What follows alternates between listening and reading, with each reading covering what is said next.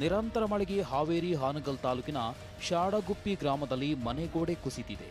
ಅದೃಷ್ಟವಶಾತ್ ಯಾವುದೇ ಪ್ರಾಣಾಪಾಯ ಸಂಭವಿಸಿಲ್ಲ. ಮತ್ತೊಂದೆಡೆ ಹಾಸನ ಸಕಲೇಶಪುರ ತಾಲೂಕಿನ ಕಡಗರವಳ್ಳಿಯಲ್ಲಿ ಸರ್ಕಾರಿ ಶಾಲೆಯ ಗೋಡೆ ಕುಸಿದಿದೆ. ಮಳೆ ಕಾರಣ ಶಾಲೆಗೆ ರಜೆ ನೀಡಿದ್ರಿಂದ ಭಾರೀ ಅನಾಹುತ ತಪ್ಪಿದೆ. ಚಿಕ್ಕಮಗಳೂರು ಜಿಲ್ಲೆಯ ಮೂಡಿಗೆರೆ ತಾಲೂಕು ಚಾರ್ಮಾಡಿ ಘಾಟ್ನ ಸುತ್ತಮುತ್ತಲಿನ ಪ್ರದೇಶದಲ್ಲಿ ಬಿರುಗಾಳಿ ಸಹಿತ ಭಾರೀ ಮಳೆಯಾಗಿದೆ. 7 ಇಂಚು ಮಳೆಯಾಗಿದ್ದು ಜನಜೀವನ ಅಸ್ತವ್ಯಸ್ತಗೊಂಡಿದೆ. ಇತ್ತ ಹಾಸನ ಸಕಲೇಶಪುರ ತಾಲೂಕಿನಲ್ಲಿ ನಿರಂತರ ಮಳೆಗೆ ರಾಷ್ಟ್ರೀಯ ಹೆದ್ದಾರಿ 75ರ ಬಳಿ ನಿರಂತರ ಭೂಕುಸಿತವಾಗ್ತಿದೆ. ಚತುಷ್ಪಥ ರಸ್ತೆಯ ಒಂದು ಬದಿ ಸಂಪೂರ್ಣ ಮಣ್ಣಿನ ರಾಶಿ ಆವರಿಸಿಕೊಂಡಿರೋದ್ರಿಂದ ಸಂಚಾರ ಬಂದ್ ಮಾಡಲಾಗಿದೆ. ಮತ್ತೊಂದೆಡೆ ಗುಡ್ಡ ಕುಸಿತದಿಂದ ಮೇಲ್ಭಾಗದ ವಾಸದ ಮನೆಗಳ ಜನರಿಗೆ ಆತಂಕ ಹೆಚ್ಚಾಗಿದೆ. ಮತ್ತಷ್ಟು ಮಣ್ಣು ಕುಸಿದರೆ ವಾಸದ ಮನೆಗಳಿಗೆ ಹಾನಿಯಾಗುವ ಸಾಧ್ಯತೆ ಹೆಚ್ಚಾಗಿದೆ. ಬೆಳಗಾವಿ ಜಿಲ್ಲೆಯ ಚಿಕ್ಕೋಡಿ ತಾಲೂಕಿನ ಮಲಿಕವಾಡ ಬಳಿ ದೂದ್ಗಂಗಾ ನದಿ ಅಪಾಯ ಮಟ್ಟ ಮೀರಿ ಹರಿಯುತ್ತಿದೆ. ಮಲಿಕವಾಡ ದತ್ತವಾಡ ಸೇತುವೆ 2 ತಿಂಗಳಲ್ಲಿ 6ನೇ ಬಾರಿಗೆ ಜಲಾವೃತವಾಗಿದೆ.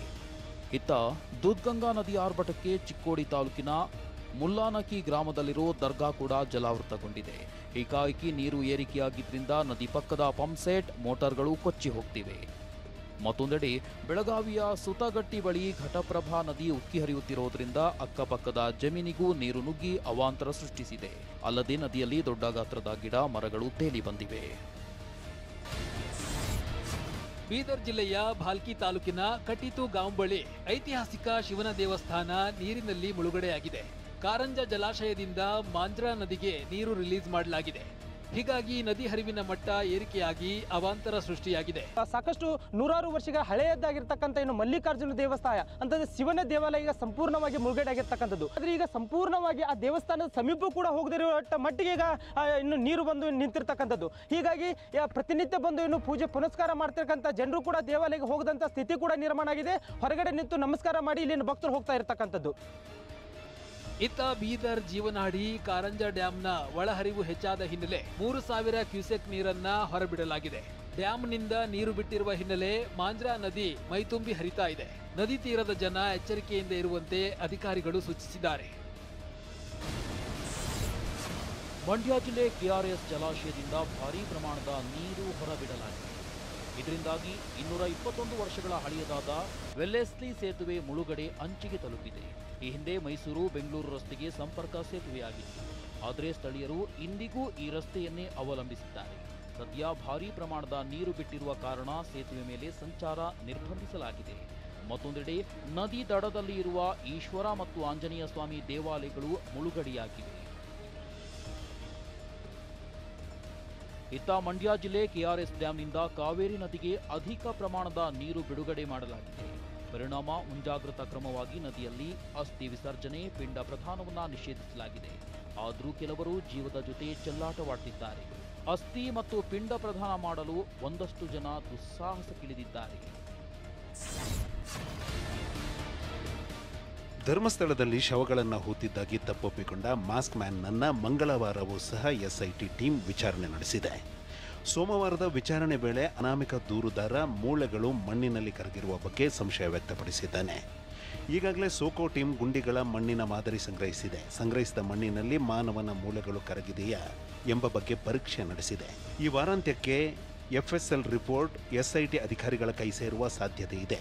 ಎಫ್ಎಸ್ಎಲ್ ರಿಪೋರ್ಟ್ನಲ್ಲಿ ಅನಾಮಿಕ ತಂದ ಬುರುಡೆ, 6ನೇ ಪಾಯಿಂಟ್ನಲ್ಲಿ ಸಿಕ್ಕಿದ್ದ ಅಸ್ಥಿಪಂಜರ ಮತ್ತು 11A ಸಿಕ್ಕ ಅಸ್ಥಿಪಂಜರದ ಸತ್ಯ ಬಯಲಾಗುವ ಸಾಧ್ಯತೆ ಇದೆ. ಇನ್ನು ದೂರುದಾರರು ಹಾಗೂ ಸಾಕ್ಷಿಗಳ ವಿಚಾರಣೆ ನಡೆಸುತ್ತಿರುವ ಎಸ್ಐಟಿ 1995ರಿಂದ 2014ರ ಅವಧಿಯಲ್ಲಿ ಧರ್ಮಸ್ಥಳ ಗ್ರಾಮ ಪಂಚಾಯತ್ನಲ್ಲಿ ಕೆಲಸ ಮಾಡಿದ್ದ ಕೆಲ ವ್ಯಕ್ತಿಗಳ ಹೇಳಿಕೆ ದಾಖಲಿಸಿಕೊಳ್ಳುತ್ತಿದೆ. ಈವರೆಗಿನ ತನಿಖೆಯ ವರದಿ ಸಂಗ್ರಹಿಸುವತ್ತ ಅಧಿಕಾರಿಗಳು ಗಮನ ಹರಿಸಿದ್ದಾರೆ. ಧರ್ಮಸ್ಥಳದಲ್ಲಿ ಶವಗಳನ್ನ ಹೂತಿದ್ದಾಗಿ ಅನಾಮಿಕ ದೂರು ವಿಚಾರ ಸಂಬಂಧ ಧರ್ಮಸ್ಥಳ ಧರ್ಮಾಧಿಕಾರಿ ವೀರೇಂದ್ರ ಹೆಗ್ಗಡೆ ಮೊದಲ ಪ್ರತಿಕ್ರಿಯೆ ನೀಡಿದ್ದಾರೆ. ನಮ್ಮ ಕ್ಷೇತ್ರದ ವ್ಯಾಪ್ತಿಯಲ್ಲಿ ಎಲ್ಲಾ ರೀತಿಯ ತನಿಖೆ ನಡೆಸಲು ನಾವು ಸಹಕಾರವನ್ನ ನೀಡಿದ್ದೇವೆ. ಯಾವುದೇ ರೀತಿಯ ತನಿಖೆ ನಡೆಸಿದ್ರೂ ಸ್ವಾಗತ ಎಂದಿದ್ದಾರೆ. ಇಷ್ಟೆಲ್ಲ ಆದರೂ ಕೆಲವರು ಸೋಷಿಯಲ್ ಮೀಡಿಯಾದಲ್ಲಿ ತಪ್ಪು ಮಾಹಿತಿ ಹರಡುತ್ತಿದ್ದಾರೆ. ಈ ವಿಚಾರಗಳೆಲ್ಲ ಆಧಾರ ರಹಿತವಾದುದು ಎಂದಿದ್ದಾರೆ. ಈ ವಿಚಾರಗಳೆಲ್ಲ ಆಧಾರ ರಹಿತವಾದುದು. ಸೃಷ್ಟಿಸಿರುವಂಥದ್ದು. ಈ ರೀತಿಯ ಆರೋಪಗಳು ನನ್ನ ಮೇಲೆ ಬಂದಿರುವುದರಿಂದ ನೋವಾಗಿದೆ. ನನ್ನ ಕೆಲಸವನ್ನು ನಾನು ಮಾಡ್ತಿದ್ದೇನೆ. ಈ ಕ್ಷೇತ್ರ ಮತ್ತು ನನ್ನ ಬಗ್ಗೆ ಯಾವುದೇ ಅನುಮಾನ ಬೇಡ. ಅವರು ಯಾವಾಗಲೂ ನನ್ನ ಮೇಲೆ ಈ ರೀತಿಯ ಆರೋಪಗಳನ್ನು ಮಾಡ್ತಿದ್ದಾರೆ. ಅದನ್ನು ಜೀವಂತವಾಗಿಡುವ ಮೂಲಕ ಅವರು ನಮಗೆ ನೋವು ನೀಡ್ತಿದ್ದಾರೆ. ಈ ಆರೋಪಗಳೆಲ್ಲ ಸಂಪೂರ್ಣವಾಗಿ ಆಧಾರರಹಿತವಾದದ್ದು. ನನ್ನ ಪ್ರಕಾರ ಇದು ನಮ್ಮ ವಿರುದ್ಧದ ಹೋರಾಟಕ್ಕೆ ನೈತಿಕವಾದ ಮಾರ್ಗವಲ್ಲ.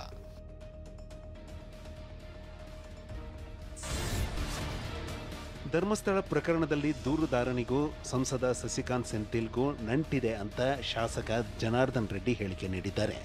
ಮುಸುಕುದಾರಿಯೂ ಕೂಡ ತಮಿಳುನಾಡು ಮೂಲದವನು. ಮುಸುಕುದಾರಿ ಇಷ್ಟು ವರ್ಷ ತಮಿಳುನಾಡಿನಲ್ಲಿಯೇ ವಾಸವಿದ್ದ. ತಮಿಳುನಾಡಿನ ಈ ವ್ಯಕ್ತಿಗೂ ಸಸಿಕಾಂತ್ ಸೆಂಥಿಲ್ಗೂ ನಂಟಿದೆ ಅಂತ ಜನಾರ್ದನ್ ರೆಡ್ಡಿ ಆರೋಪಿಸಿದ್ದಾರೆ. ಇನ್ನು ರಾಜ್ಯ ಸರ್ಕಾರದ ಸಂಸ್ಥೆಗಳಿಂದ ಸತ್ಯ ಹೊರಬರುವುದಿಲ್ಲ ಎಂದಿರುವ ಜನಾರ್ದನ್ ರೆಡ್ಡಿ ಸಿಬಿಐ ಹಾಗೂ ಎನ್ಐಎಯಿಂದ ತನಿಖೆ ಆಗಬೇಕು ಎಂದಿದ್ದಾರೆ. ಇವರು ಹಿಂದೆ ಇರುವಂಥ ಮಾಸ್ಟರ್ ಮೈಂಡ್ ಇವತ್ತು ನಮ್ಮ ಸಸಿಕಾಂತ್ ಸೆಂಥಿಲ್ ಅನ್ನೋಂಥ ಒಂದು ವಿಚಾರದಲ್ಲಿ ನನಗಂತೂ ಒಂದು ಸ್ಪಷ್ಟತೆ ಬಂದಿದೆ. ಇವತ್ತು ಎಡಪಂಥೀಯ ಮನೋಭಾವನೆ ಇರುವಂಥ ಇಂಥ ಒಂದು ದುಷ್ಟ ಶಕ್ತಿಗಳೆಲ್ಲರೂ ಕೂಡ ಸೇರಿ ಇವತ್ತೇನು ಈ ಹುನ್ನಾರ ಮಾಡಿದ್ದಾರೆ, ಇದನ್ನು ಇಲ್ಲಿಗೆ ಕೊನೆಗಾಣಿಸಬೇಕು. ಇವತ್ತು ಈ ವಿಷಯದಲ್ಲಿ CBI ಮತ್ತು NIA ಆ ಮಟ್ಟದ ಎಂಕ್ವೈರಿ ಆದರೆ ಮಾತ್ರ ಇವತ್ತು ಈ ಸತ್ಯಗಳೆಲ್ಲ ಕೂಡ ಹೊರಗಡೆ ಬರುತ್ತೆ. ಅನನ್ಯ ಭಟ್ ನಾಪತ್ತೆ ಪ್ರಕರಣ ದಿನಕ್ಕೊಂದು ತಿರುವು ಪಡೆದುಕೊಳ್ತಾ ಇದೆ. ಸುಜಾತಾ ಭಟ್ ರಿವೀಲ್ ಮಾಡಿದ್ದ ಫೋಟೋ 2002-2003ರಲ್ಲಿ ಅನಾರೋಗ್ಯದಿಂದ ಮೃತಪಟ್ಟಿದ್ದ ವಸಂತ ಭಟ್ ಎಂಬ ಮಹಿಳೆಯ ಬಾಲ್ಯದ ಫೋಟೋ ಎಂಬ ಚರ್ಚೆ ಶುರುವಾಗಿದೆ. ಈ ಬಗ್ಗೆ ಪ್ರತಿಕ್ರಿಯಿಸಿರುವ ಸುಜಾತಾ ಭಟ್, ಇದರಲ್ಲಿ ಫೇಕ್ ಯಾವುದೂ ಇಲ್ಲ. ನಾನು ಕೇಳಿರುವುದು ನನ್ನ ಮಗಳ ಅಸ್ಥಿ. ಫೋಟೋದಲ್ಲಿ ಇರುವವಳು ನನ್ನ ಮಗಳು, ಅದು ಸತ್ಯ ಎಂದಿದ್ದಾರೆ. ಇಲ್ಲ ಮೇಡಮ್, ಈಗೊಂದು ಅದೇ ಆರೋಪ ಬಂದಿರೋದು. ಸರ್ ಎಲ್ಲರೂ ಒಂದೊಂದು ಇದನ್ನ ಮಾಡ್ತಾರೆ, ತೇಜೋವಧೆ ಮಾಡ್ತಾರೆ. ನಾನ್ ಕೇಳಿರೋದು ನನ್ನ ಮಗಳ ಅಸ್ಥಿಯನ್ನ ಸಿಕ್ಕಿದ್ರೆ ಕೊಡಿ ಅಂತ ಕೇಳಿರೋದು. ಹೌದು, ಅದರ ಮೇಲೆ ನಾನು ಯಾರನ್ನ ಬೆಟ್ ಮಾಡಿ ತೋರಿಸಿಲ್ಲ ಅಲ್ವಾ. ಈಗ ಅವ್ರು ಏನ್ ಹೇಳಿದ್ರು ಅದು ಅದರಲ್ಲಿ ಸತ್ಯ, ಆದ್ರೆ ಫೋಟೋದಲ್ಲಿ ಮಾತ್ರ ಸುಳ್ಳು. ಅವರಲ್ಲ, ವಸಂತ ಅಲ್ಲ, ಅದು ಅನನ್ಯ ಅವರದ್ದೇ ಫೋಟೋ. ಹೌದು, ಅದು ಗ್ಯಾರಂಟಿ.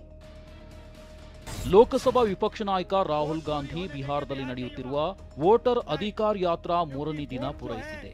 ಚುನಾವಣಾ ಆಯೋಗದ ವಿರುದ್ಧ ವಾಗ್ದಾಳಿ ಮುಂದುವರಿಸಿರುವ ರಾಹುಲ್ ಗಾಂಧಿ ಬಿಜೆಪಿ ಮತ್ತು ಚುನಾವಣಾ ಆಯೋಗದ ನಡುವೆ ಪಾರ್ಟ್ನರ್ಶಿಪ್ ನಡೆಯುತ್ತಿದೆ ಎಂದಿದ್ದಾರೆ. इलेक्शन कमीशन और बीजेपी के बीच में पार्टनरशिप चल रही है.